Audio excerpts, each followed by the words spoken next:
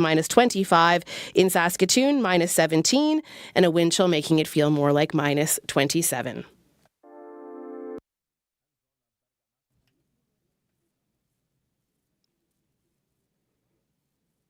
Well, the Prime Minister of Canada, as you've heard, is stepping down once a new leader for the party is chosen. So this was an announcement that many people were anticipating. The list of MPs who no longer support Trudeau was getting pretty lengthy, and the possibility of a federal election was looming. Now, Trudeau has asked the Governor-General to prorogue Parliament until March 2024. And in the meantime, he plans to stay on as leader. So today on the show, we want to hear your reaction. We're opening the phone lines today to talk about the big story of the day. And to help provide some context, we have two political science professors with us, Jim Farney from the University of Regina and Charles Smith, a professor at St. Thomas More College at the U of S. We're also live on YouTube today. You can check us out on our CBC Saskatchewan YouTube page. And we're hoping you'll ring those phones today, folks. 1-800-716-2221. You can also email bluesky@cbc.ca. So, Jim Farney, welcome to Blue Sky. Thanks for having me on, Leisha. And Charles Smith, good to have you. Hello. Hi, Alicia. Good to see you. Happy New Year. Happy New Year, Jim. Yeah, Happy New Year. And wow, do we have a lot to talk about. We all went on Christmas break and kind of took 2 weeks off, wondering what might happen. And now here we are on January 6th. So I want to hear both of your initial reaction to this. Charles, I'll start with you. I mean, I think it's historic on one level. We don't often see a sitting prime minister resign under such circumstances. But on another level, it seems like it's been a slow burn, that this was expected for quite a while. The question was, when is it going to happen versus if it's going to happen?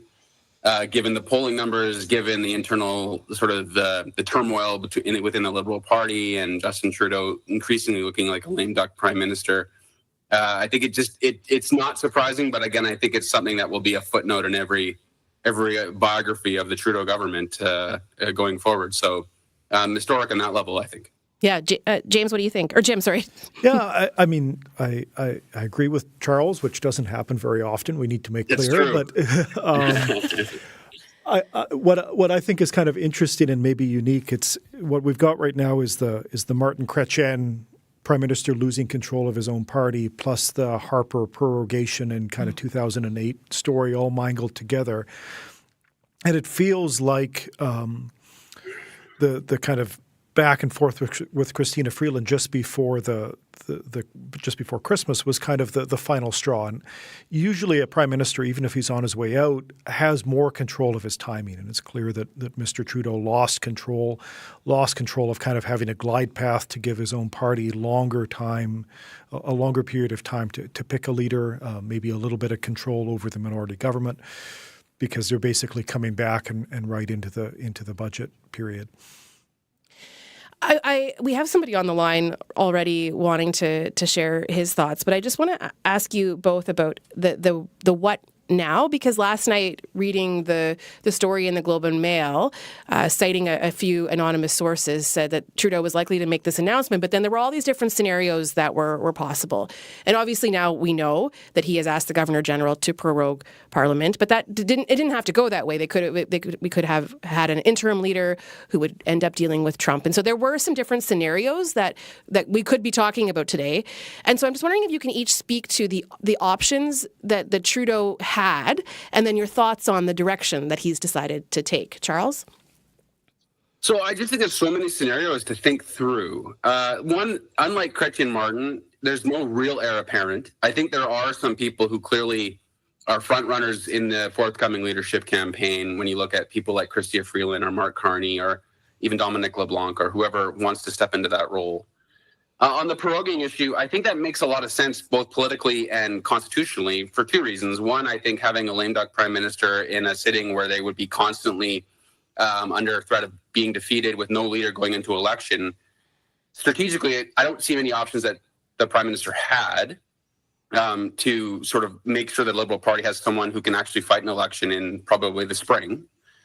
I think had they not done this, it would have been pandemonium in Parliament and chaos. And Dominic LeBlanc is someone who could, I think, easily go into Washington and negotiate whatever Trump government is going to do. it looks like the tariffs are coming, and it's not just about Canada, it's about the entire world. So I think this is a bigger issue than whether or not Trudeau was still leader or not. It's not great given the instability, but it certainly, I think there are scenarios at play that make a lot of sense to me going forward in the next immediate future. Jim, do you think this was the best case scenario that Trudeau has chosen with all the options on the table? Is this what's best for, I mean, there's a couple of ways to frame this. Is this what's best for the Liberals? Is this what's best for Canadians? Probably two different answers. Yeah, I mean, I think the best for Canadians piece is we will get through this. I mean, most of the staff work on the Trump stuff will be done by the public service. I think the federal-provincial relations with the premiers who want to play a really key role will be tricky without a clear prime minister to go to, but we will probably muddle through that all right.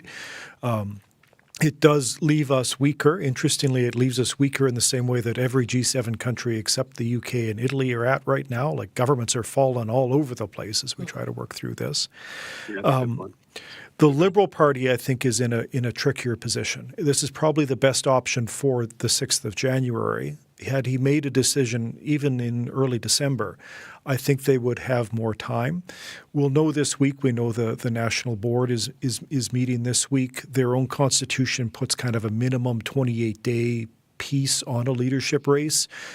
Historically, they've been significantly longer, and I think they will want to stretch it as long as they can. But they're in a place right now where anybody who could be an interim leader with any heft is also a possible candidate to be permanent leader. I can't think of any of the names being tossed around who would take themselves out of that ring with the timelines we've got. So for the Liberal Party, this is probably the best thing they can set themselves up for. Okay, we'll talk more specifically about who's in the running now, potentially, to be leader of the party. And I want to ask you each, too, about the relationship that the premiers will have with whoever ends up being leader. I don't think we've received reaction yet from Saskatchewan Premier Scott Moe, but other premiers have been reacting to Justin Trudeau's announcement. So we'll get to that in a moment.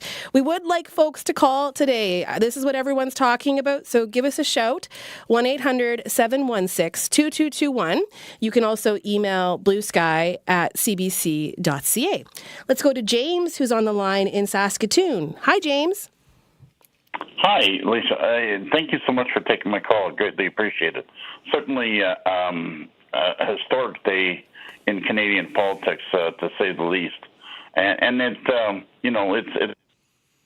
it's something that finally kind of came into the face of the Prime Minister. That finally, I think, the actions by former Finance Minister Chrystia Freeland certainly got to the point where it was something that no longer could be denied, right? And that was so much of the issue that we saw coming forward.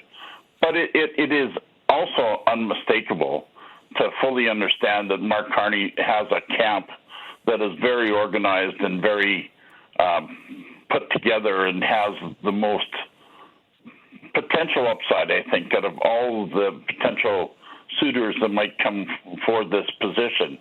And I think there's also people like Chrystia Clark that still has the potential, but I don't know if anybody can really change the narrative to the degree, because anybody who was part of this government is saddled with the actions of this government. And I think they are many that the public will see as challenging. The only one that has that capacity to create a hope, a new vision, a new figure, a new face would be Mark Carney. And I think if all reports are correct that Gerald Butts has some association there, that it is undeniable to me that Gerald Butts also has the tactile skills necessary of how to bring a message forward to Canadians that is saleable. And maybe from a Western Canadian point of view, it's not necessarily as relevant, because I think there's a systemic problem within the Canadian landscape that really undervalues the distinct society that we are here in Western Canada. But I do think that all it would take is the changing of the minds of those in central Canada, Ontario, and Quebec, and we would have another successive Liberal government. One other thing I just want to draw to your attention. Nothing says that when the government comes back on the 24th, that the government will lose confidence. That is to say that if we do go through a leadership race, that leader could reenact once again a continuous operation, both by keeping in place the NDP, which I honestly think the desire by many individuals to have a general election is the sought after desire. Well, time will tell. I do think. James, you brought up a few good things that I want to put to our political science professors. I'm glad you brought up Mark Carney. So, James, thanks. Thanks for calling. Thank you. Have a good day. You too. That was James in Saskatoon. Give us a call too, 1-800-716-2221. You can email bluesky@cbc.ca. Before I ask you each about Mark Carney, I just want to share with you something that was heard on Front Burner this morning, because it's been interesting to see who Pierre Poilievre has been taking aim at. Beyond Justin Trudeau, he's been taking aim at some potential new Liberal leaders. And so former Conservative advisor and a regular for the Hill Times, Tim Powers, was on Front Burner this morning, and here he is speaking with host Jamie Poisson. Poilievre was widening his net of criticism. He's gone after Mark Carney. He's just every bit as radical as Trudeau. The only difference is he's got a nice banker's haircut and suit, and he wears navy blue socks rather than polka dot socks. But beyond the aesthetics, he shares Trudeau's entire ideology, and he represents the status quo. He's talked about Chrystia Freeland being, part and parcel of the team that brought you carbon pricing and the like. She wants a large deficit of $40 billion. He, on the other hand, wants an even larger deficit on steroids, bigger than $40 billion. We know that Canadians are going to lose from all this inflation, but which one of those two is going to win? He's using his spray gun to hit more Liberals. But ultimately, yes, the Conservatives would prefer Justin Trudeau to stay. But I think they're of the view that regardless of who comes in now, Conservatives have a reasonable shot at fulfilling the current prediction of pollsters. So that's Tim Powers on today's episode of Front Burner, which you can find on CBC Listen or your favorite podcast app. The question I'll put to our listeners is, who do you want to see leading the Liberals into the next election? 1-800-716-2221, or you can email bluesky@cbc.ca. Our guests today are Jim Farney and Charles Smith. So over to you two now. Charles, I'll start with you. Pierre Poilievre taking aim at Mark Carney, Chrystia Freeland. But there's other people on the list, Melanie Joly, Christy Clark. I mean, the list goes on. So who do you see as potential front runners here as the new leader of the Liberal Party? I think everyone you mentioned, I actually thought James's points were well thought through. And I actually thought Tim Powers, agreeing with, these very conservative thinkers, right? But nevertheless, I think that it's hard to say given what the candidates will campaign on. So, for instance, let's hypothesize that one of the candidates says, I'm going to axe the carbon tax if I become leader of the Liberal Party. Well, that's going to take a huge, if that were to happen and they were to win, that's going to change the dynamics of how a Poilievre Conservative Party will campaign against that leader. Now, they'll try and paint everyone with the Justin Trudeau brush, but the dynamics are uneven. So I think the people you've mentioned make sense to me. Mark Carney is clearly a front runner. Chrystia Freeland's clearly a front runner. Anita Anand, I think, is a front runner. I've heard Katrina Gould's name being floated about. Then there's always the unknown Christy Clark, perhaps, although she carries a lot of conservative baggage herself within the Liberal Party. If the Liberal Party is moving to the right, then maybe that makes sense. But again, all these dynamics, I think, have to be thought through. And then what are they going to campaign on? What are their promises going to be? And how are they going to reach out to a Liberal base, some of whom, I think, are still going to be loyal to the Trudeau vision of what he's done for the last 9.5 years or so, 10 years now. So I think there's a lot of dynamics and what ifs it's hard to paint. I do think, though, the Liberal Party, and I think this is where James was right, is the Liberal Party is going to try and win back strength in its core constituencies, which will be in Ontario, Quebec, but specifically in urban Ontario, urban British Columbia, urban Quebec, and build from there. Jim, what do you think? I mean, I'd add some other names. I think Dominic LeBlanc will be interesting as well. Maybe Philippe de Champagne. What will be hard, and why some of this timing stuff we were talking about off the top really matters, is the Liberal Party today is not what it was 20 years ago, right? So it's supporters, not members, who get a vote in this. The timeframes to declare yourself a supporter are basically 14 days before the vote. And so there will be a big incentive to pull new people in. I'm not sure that there are a massive list of members to be convinced. And to do that, you need something of a machine. So Carney's got presence. Has he taken the time to build the sort of on-the-ground set of connections, the social media team that you need to pull in thousands of supporters? We know in 2015, Trudeau did that because he was so charismatic. Well, all of the names we're listing are capable. I don't think any of them have that type of raw charisma. So there is a kind of mechanical, have they thought through, have they built the team that they need? I don't think all the names on that list have done it so far. And so I think what we'll see in the next couple of weeks is some indication of who's got that sort of team.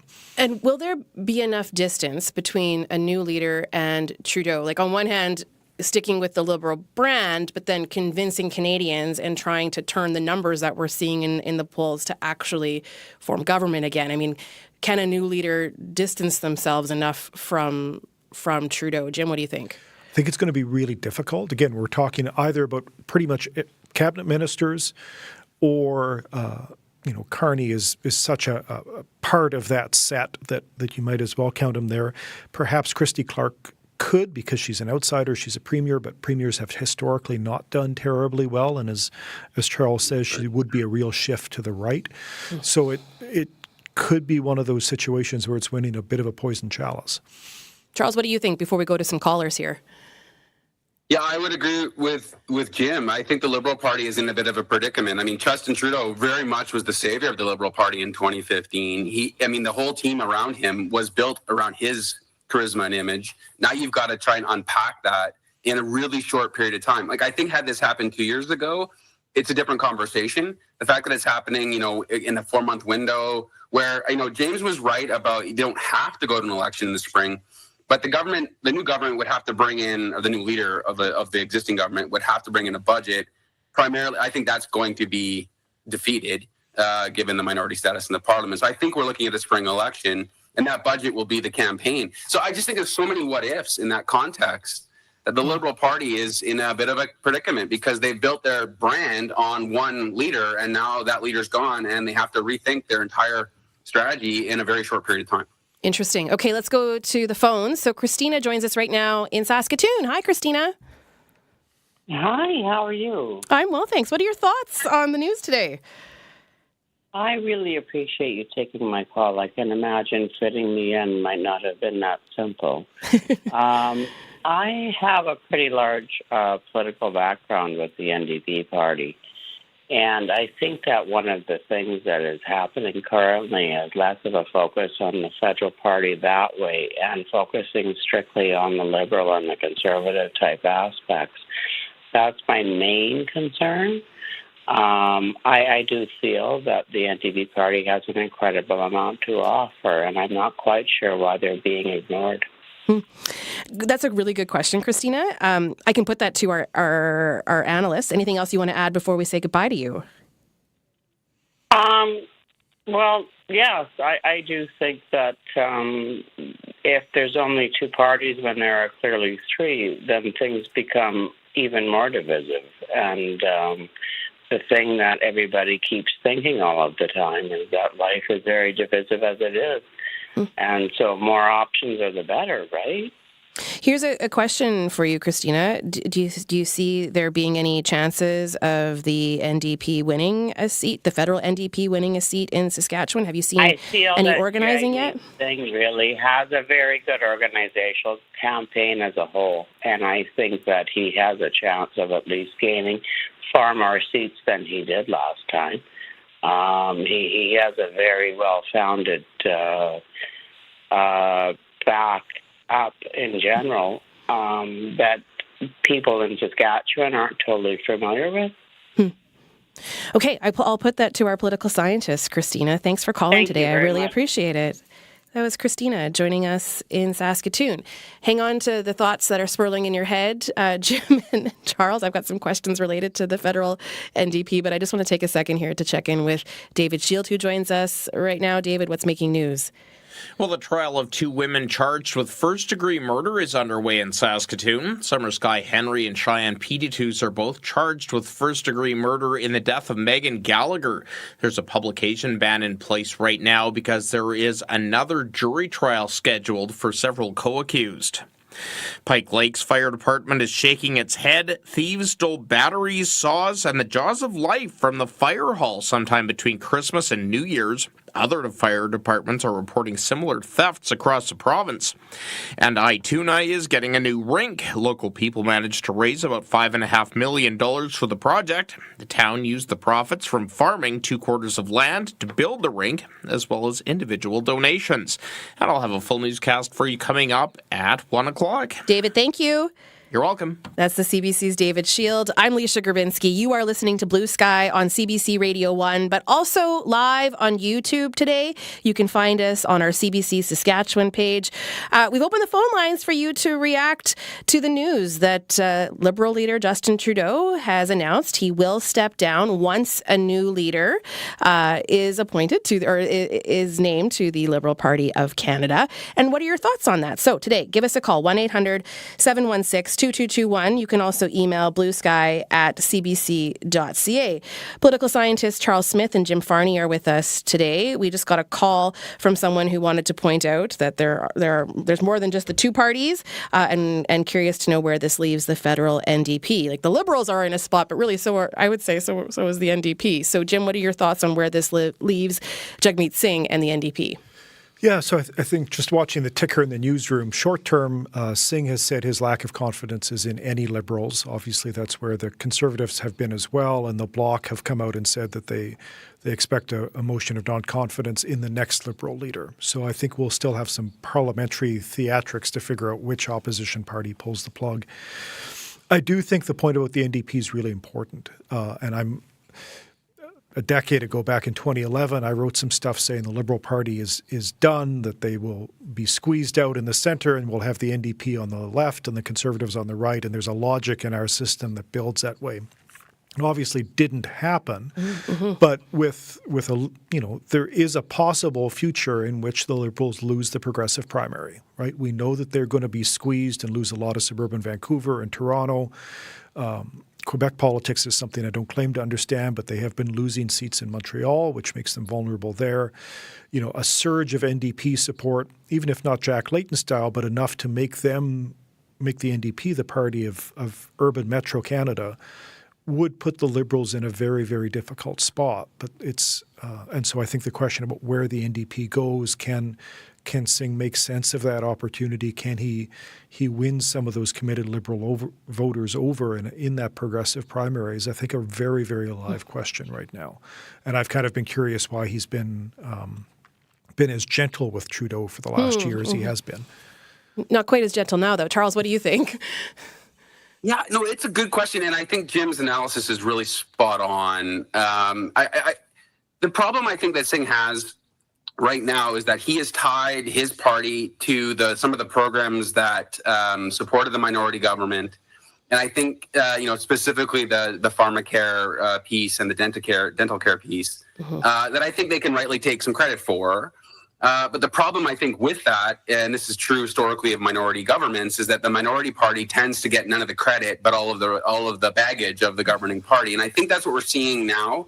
I think we're seeing an NDP stuck between its support for Justin Trudeau for the last 3.5 years, a Canadian electorate, at least a plurality of electorate, who's really eager for change. And I think the NDP is being swept into that. So we haven't seen much movement in their poll numbers. In fact, we've seen them go down a little bit. They're stuck in the 18 to 19% range.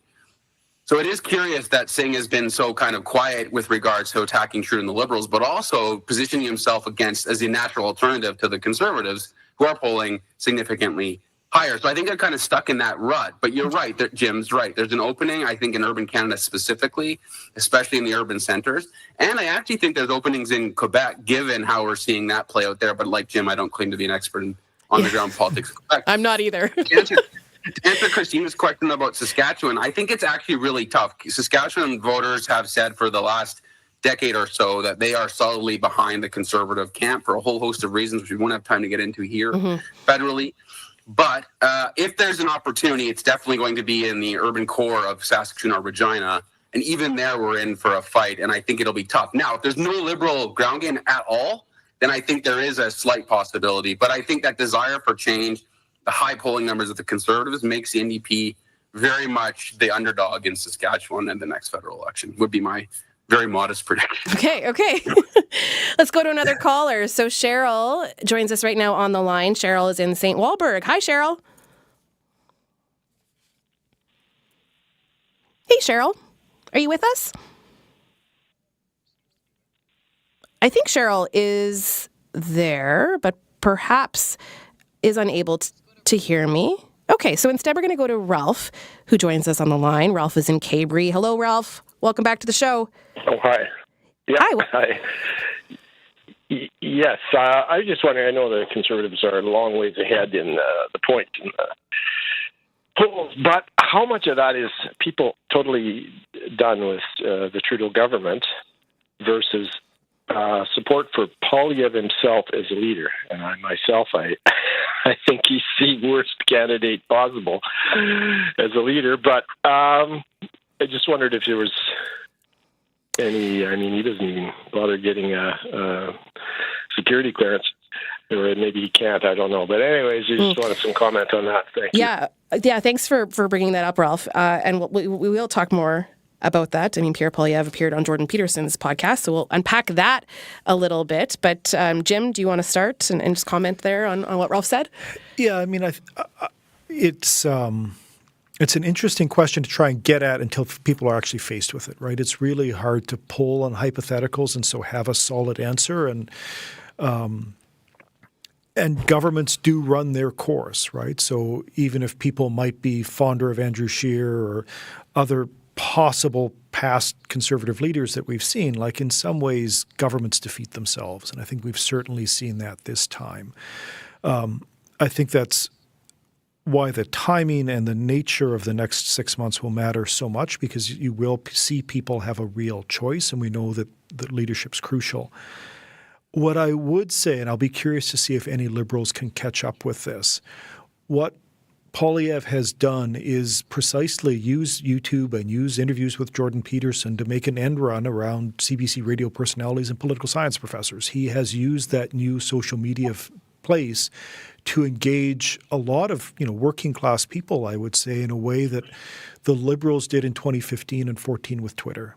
And Trump just did it too. Trump did, and like any successful leader is using these new tools, and I think he's using them very, very well. And it's impossible to do that type of shift when you're actually governing. So whether there's enough time frame for a liberal to make that break, to become a personality. I thought it was interesting Dom LeBlanc was out very quickly on the podcast interview circuit as soon as all of this broke to see but whether there's enough time there for them to set up that clear I'm this person against this other person story, I kind of doubt at this stage. Charles, what do you think? Is it this Trudeau versus Poilievre, or if there's a new leader, will people still gravitate toward Poilievre the way they have, at least the way the polls are telling us they are? What do you think? Yeah, it's hard to dissect, right? Because someone like Aaron O'Toole, the previous Conservative leader, was arguably a bit more moderate or to the center, perhaps, than, say, Poilievre. And Poilievre's numbers did seem to really peak about a year after his election to the leadership of the Conservative Party. Poilievre has some strengths, right? He's an attack dog, and that's what the role he played in the Harper government. The clips you played earlier about him going after Mark Carney and Chrystia Freeland, he pivoted quite quickly. I think that's his strength, but the problem, of course, is that he comes across as angry and kind of a bully at times, and there's elements of his personality that I could imagine a really creative Liberal opponent or a New Democratic opponent could easily pick up on. But there's an old adage, at least I'm convinced there's an old adage in Canadian politics, that governments aren't elected, they're defeated. As an old professor used to say that. I can't take credit for that one. It's quite old, so definitely not mine. But maybe I don't know. But my own sense is that there's such a desire, and this is not just true in Canada, I think across democracies around the world, there's this sense voters are, I think, angry and really want to punish existing governments which we're seeing almost everywhere for, the post-COVID sort of turmoil. And I think at least part of the Liberal demise is on that front, along with some policy failures and issues like housing and others. So I just think, I think it's kind of hard to say. It's a little bit from column A and a little bit from column B. I think a little bit of it is Poilievre, and a lot of it is the fact that the Trudeau Liberals governed in that really tumultuous time and are now the victims of some of the policy fallout of that tumultuous time. Before we move on to a different angle, I do want to just spend a bit more time talking about Poilievre's strategy and the fact that he was on Jordan Peterson's podcast. Because if you were following the news over the weekend, there was analysis of that interview with Jordan Peterson, and then of course that leads to today. So you kind of have these things happening at one time that are obviously very, very connected and very interesting to unpack. So I just wanted to share one more clip from Front Burner today, where host Jamie Poisson asks Hill Times columnist Tom Powers about Poilievre's appearance on Jordan Peterson's podcast. We're not interested in the world's ethno-cultural conflicts. We welcome the people. Shadow side of multiculturalism. We welcome the people who come from places that have been afflicted by war, as long as they leave the war behind. What did you think of Poilievre's decision to do the podcast? What did just the decision to do it say to you? And were there any moments that stuck out to you, and why? Well, for my own mental health and well-being, I've had my eyes and ears focused on the World Juniors. So I didn't dive deep into Jordan Peterson and Pierre Poilievre, but watching the reaction was fascinating. Obviously, Peterson is an extremely controversial character. He is one who is, with that controversy comes polarity.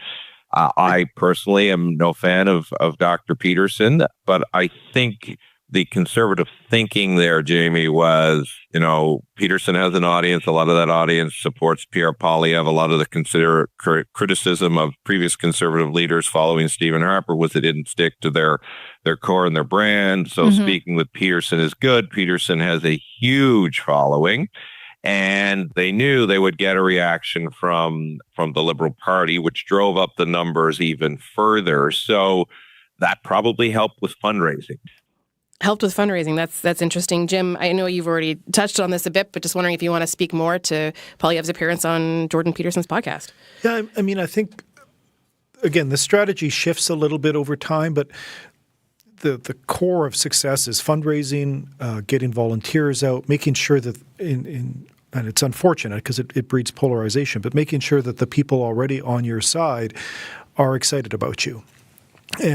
And it's hard to imagine a single point of contact for Conservatives that would reach as many people as quickly as an interview with Jordan Peterson.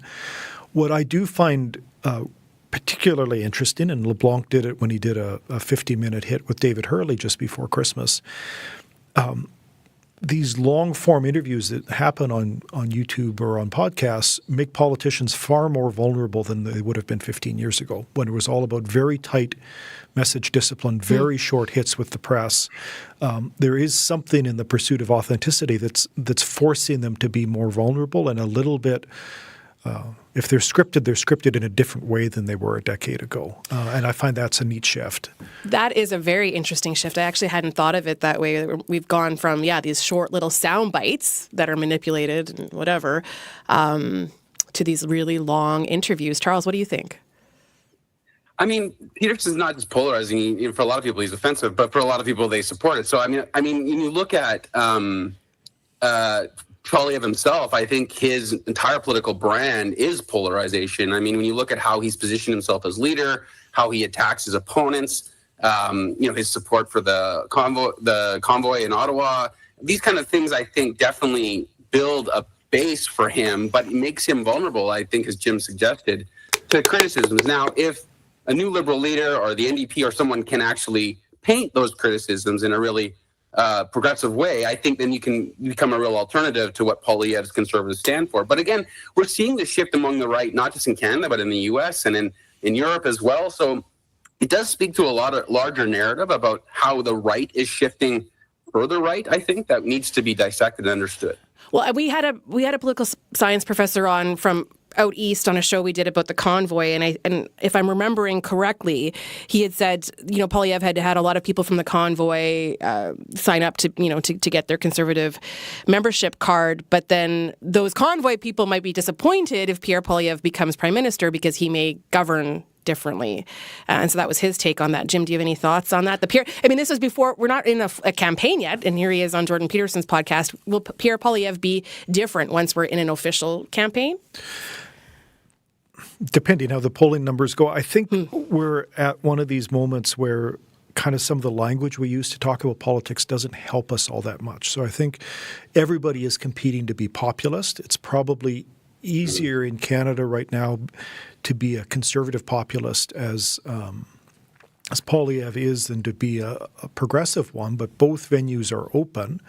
I think in other countries you're seeing people play with how do we really directly and bluntly engage with the questions of ordinary people in a new way. And I think that renewal happens every generation where we try to reimagine what the politics of engaging with ordinary people look like.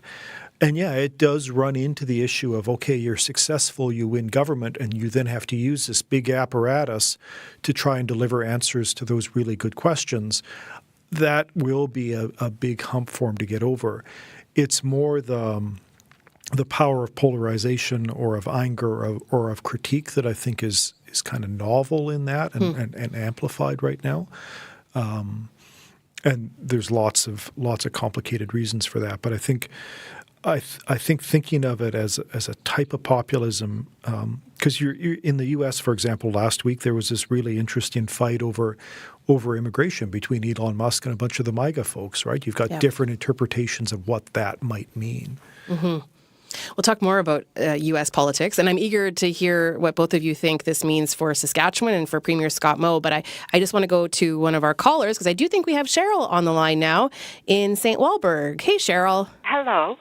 I'm just wondering, if this goes back back to the later 1800s when all of the inventions started coming in, because that's when it sort of became a bill-paying type setup. Like all the towns, the cities, people were going to invented jobs, paying bills, and could that be some of the problem? And now they're just seeing some of the repercussions of perhaps some of the setup and the jobs what I'm seeing is restaurants not as busy in the town in which I'm living in. And if I had to pay my bills in the house that I'm living in and be employed there where I had worked, I may not even be able to make it. And then where do I turn? Because, economically, and you were seeing problems in the health care, maybe that's government jobs, could they be facing economic issues because of a bill paying? And are you suggesting, Cheryl, people are struggling with the cost of living and that's affecting the cost? Everything has gone up. They put everything up. We're seeing all these changes happening, and certain establishments, businesses aren't doing as well.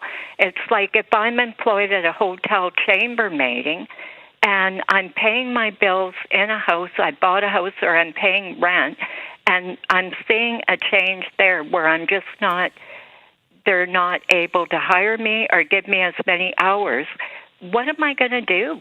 What are people going to do here? Yeah, I think I hear what you're saying, and I want to put that to our political scientists because I think that is definitely on point with. It had I think people bill paying, and I lived on Vancouver Island in a brand new town that was called Gold River, BC, and I had moved there when I was 7. My dad was employed in 1967 at the Gold River pulp mill.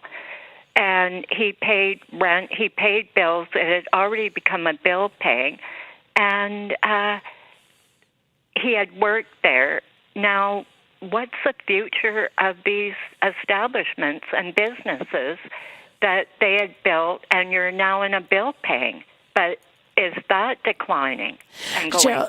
Yeah, Cheryl, thanks for calling. I think you've raised a few things that I think Jim and Charles can comment on. Jim, I think what I was hearing there is just that struggle that a lot of people are facing to pay for everything, the cost of living. What do you think, Jim? Yeah, I mean, and what I would say is a government that clearly was divided on its own inadequate answer to that question, right? You lose the finance minister over a GST holiday, which I don't think long-term was going to make a significant difference to anybody in terms of the paying the rent and the groceries piece. It might have made for a nicer Christmas, but and one of these moments of real structural change. And I think one of the challenges of these types of things is we're talking about changes in technology and AI and tariffs with the states with a set of rules that are about the crown prerogative deciding who the prime minister is going to be that dates back to the 1700s, right? So there's a disjuncture there, and if you're an existing government, you've kind of run out of ideas after 8 or 10 years. Everybody does, and so you're falling back on what are really modest, very incremental kind of trying to write checks or tax holiday sorts of things. And there's no answer to those questions in that. Yeah. I want to just move on to what this means for Saskatchewan. And I think we are very familiar with the relationship between Premier Scott Moe and Liberal leader Justin Trudeau. So where does this leave Scott Moe? Charles, what do you think? I mean, I was thinking about this morning, and I think on one level, I feel like Scott Moe must be a little bit sad because he has built his brand right from the day when he was elected as leader of the Saskatchewan Party and Premier as someone who opposes the actions of the federal government led by Justin Trudeau, going so far in his first official speech to quote Justin Trudeau's father against him in opposition to the carbon tax. So now that I think straw person is no longer there for Scott Moe to constantly attack, which has been so much of his deflection and ability to sort of not answer the hard questions locally and blame someone else. So I think that on one level is going to be hard for him. On the other hand, the policies remain, and the Liberal government still is not very popular in Saskatchewan. So I think that alone will allow the Premier to be able to challenge Ottawa. I actually think it's harder for Scott Moe to do that if there's a Poilievre government in Ottawa, given their close alliances politically. But on the other, so I do think that there's some interesting communication and policy direction there. On the other hand, I think it's kind of business as usual for the Saskatchewan Party government, right? They still oppose the carbon tax. They still oppose the federal intrusion into provincial jurisdiction with regards to the environment versus, natural gas and oil and gas and so forth. So I think that will continue regardless of who's the name at the top of the ticket. For now, for now. Again, if Poilievre is elected and axes the carbon tax, well, then it changes the dynamic a bit, I think, in terms of Saskatchewan federal government relations. But for now, I think it's just business as usual. Jim, what do you think? That plus, I mean, so the Trudeau Liberals have been pretty assertive about using the federal spending power across all different types of government. They've been an activist federal government. So we've seen the pushback at that from the provinces. We've seen probably a more cooperative relationship between municipalities when they can access those funds than otherwise. I will be very curious to see as things unfold if the relationship between the Feds and the Métis Nation of Saskatchewan or between the Feds and First Nations shift, either with a new Liberal leader or not. Those are different stories, but it's possible to imagine a federal government, even with a federal Liberal prime minister, that is less interested in the federal government reaching out and setting directions for people on the ground in Saskatchewan. You might even see that play out in some of the big grant programs that fund the work in the not-for-profit sector as we face federal retrenchment. I think that's kind of getting into the weeds, but there will be a bunch of changes, I think, regardless of who's sitting in the prime minister's chair. Okay, I think we have time to go to a caller. So Gary joins us right now in Saskatoon. Hello there, Gary. Hi. Interesting show, but I think you guys unfortunately have strayed away from the topic, which is the announcement today that Trudeau said that he would be resigning. The fact is, he hasn't resigned. He merely stated that he's going to resign in the future. So we're saddled with this guy for 3 more months while Trump comes to power, we're still going to be waffling around. Yeah. I don't know why we can't have the deputy prime minister of the country become prime minister and this guy resign immediately. Like, he's the problem.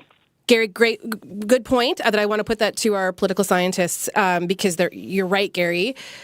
Trudeau will stay on and we will have Trump inaugurated on January 20th. So Jim, what are your thoughts on that? Yeah, so I mean, I think the short answer is how the system works. I'm unhappy that we seem to have settled on prorogation as a pause button for prime ministers. Like in Australia or the UK, their interpretation of the Westminster system is a much shorter transition and a much more powerful role for caucus to push people out. We've deliberately chosen, or at least the Liberal Party has deliberately chosen, not to take that up as an option. So under our rules, this will be how it works its way out.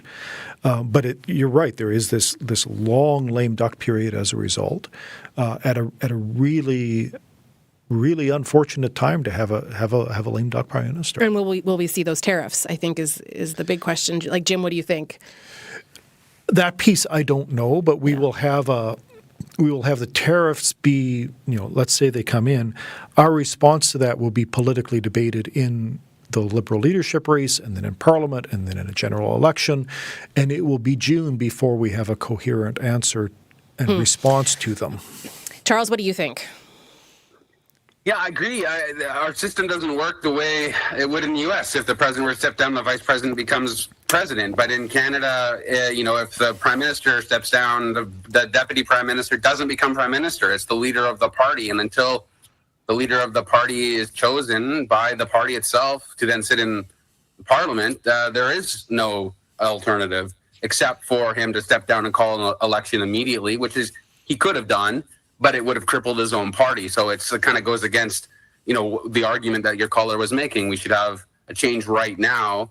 The system doesn't allow it unless the sitting prime minister is willing to go to the governor general and call an election, not prorogue parliament, and they've already made that decision. So we're kind of stuck with it, and Jim's right. The timing couldn't be worse given all the uncertainty politically and economically, both in Canada and in North America, and really around the world.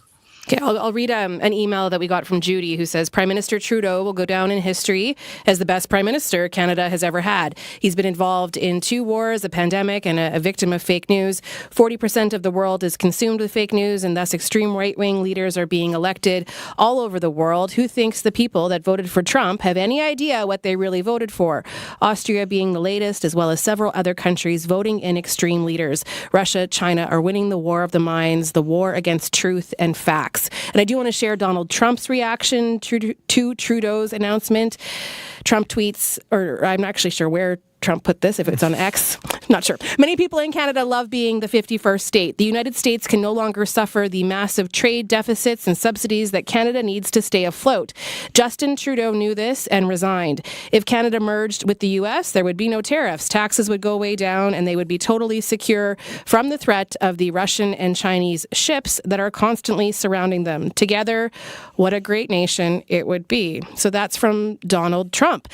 I think we're going to have to end it there. And so I just want to say thanks. This was a last-minute show, Monday morning. Welcome back to work. Come on, Blue Sky. Whoa. Thanks, you guys. This has been really great. I appreciate your thoughts today. Jim, thank you. Thanks. And Charles, thanks. Lisa, ending the show on that tweet. Anyway, we'll talk again. We'll talk about it later, okay? That is Charles Smith, a professor of political science at St. Thomas More College at the University of Saskatchewan, and Jim Farney, associate professor with the Shoyama Graduate School of Public Policy. Well, I'm Leisha Grabinski. This is Blue Sky here on CBC Radio 1. We've also been on YouTube today live. And just so you know that we'll be doing a show on January 20th, Inauguration Day, for people who want to talk more about Trump. And then tomorrow, we're going to make a vision board for the province. A lot of people do vision boards when they're setting intentions for the new year, and we thought, why not bring together some smart people to make a vision board for Saskatchewan? So that's tomorrow's Blue Sky right here on CBC Radio 1. Have a great afternoon.